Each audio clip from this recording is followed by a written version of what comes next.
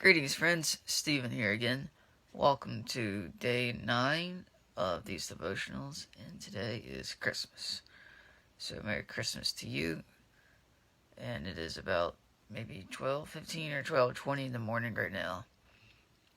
And about maybe an hour or so ago, we had a power outage. On Christmas Eve, ironically, we were watching It's a Wonderful Life, George Bailey, ironically. And then, lo and behold, around the time that George realized that he was back in his time frame and his world, the power went out. It was dark. George Bailey was in a great stress of darkness, having lost $8,000, was going to be put in jail. It was not a good time for him, and so he was in a great darkness. Threw himself into the river. Was about to throw himself into the river, that is, only to be saved when his guardian angel Clarence came down from heaven, gave him the light of hope, a reminder, at least a little bit, of why he was alive, jumped in the river, saved him, kept him alive, and through his interaction with Clarence and his experiences with him there, he soon came to realize that despite the great darkness he had found himself in, there really was much light and reason to live. In Matthew 4:16, it states that the people who sat in darkness have seen a great light, and those who sat in the land and shadow of death, upon them a great light has shone.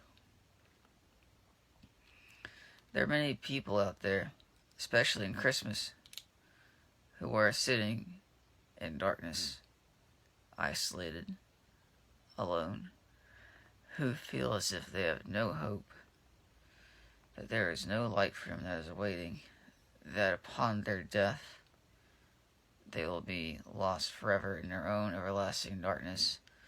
They feel as if that all around them the world is dark. They have no friends, no family, no light whatsoever. Depressed, dark, alone. You get a picture all around you, especially during the holidays. It seems like darkness can really enhance whenever it seems like you would think light will really come into their lives. Amongst all the Christmas lights and the gifts and celebrations and the decorations and the food, you would think a lot of people would see this time and just be full of light and joy, when really it just seems like many people are full of darkness and pain around this time of year. So let me ask you, what are you doing to bring light to another person's life?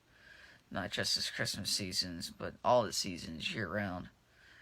Are you really trying to spread the joy and cheer of the Holy Spirit to other people? When people look at your life, do they see joy and peace and hope? Or do they just see darkness, despair, anger, frustration, disappointment? What kind of atmosphere do you put around people whenever you claim to be a Christian and you claim that the God of the universe is dwelling within inside your mere mortal body? Do they see that living proof flowing through your actions and words? Because if so, there are many people who are sitting in darkness that you can often bring a light into their lives without even realizing. And you may not even know until death comes for you and them, and you meet them on the other side, and they came to Christ because of you, or grew closer to Him because of you, but they just might not have told you for whatever reason. In Matthew 5:16, which is ironic because Matthew 4:16 was the verse I quoted earlier, Matthew 5:16 says, "Let your light shine in such a way before men that they may see your good works/deeds," whichever one it says. Let your light shine before men in such a way that they may see your good deeds and praise your Father who is in heaven. So I discussed earlier attitude, but what about action? Do you love your enemies? Do you show patience toward those who really try you? Do you show grace and mercy to those who need it and or are asking for it? Are you doing justice in such a way that it glorifies God and really does need to be done? Are you shining the light of Jesus Christ into those who are in darkness through actions, words, and characteristics because they really need it? Jesus really did step down from his world of light into this world of darkness to live 33 years, lived a sinless life, shown his light to many, many people, and then in his final hours before his death, went to the greatest darkness that the world has ever witnessed in all of human history and will ever witness. It was for the first time that God the Father was separated from his Son, and the first time in all eternity. If you've ever lost a loved one, you know what it's like to be separated from that person for the first time in that such dark manner. Now imagine what it's like to have been separated from someone for the first time in all eternity, that you have been with for all eternity. God crushed Jesus, God killed Jesus, Isaiah 53:10, pleased the Lord to crush him. Jesus went through he was submerged and immersed in darkness for you, for me.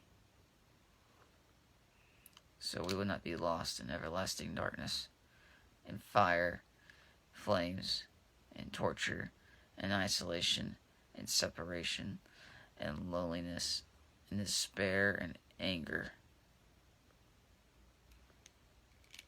But he came to shine a light in the lives of so many people so that they may see his good works and praise his Father who is in heaven, so they can come to know him, have their sins forgiven, and be saved, and become more like him, so that others can be lights as he was and is a light.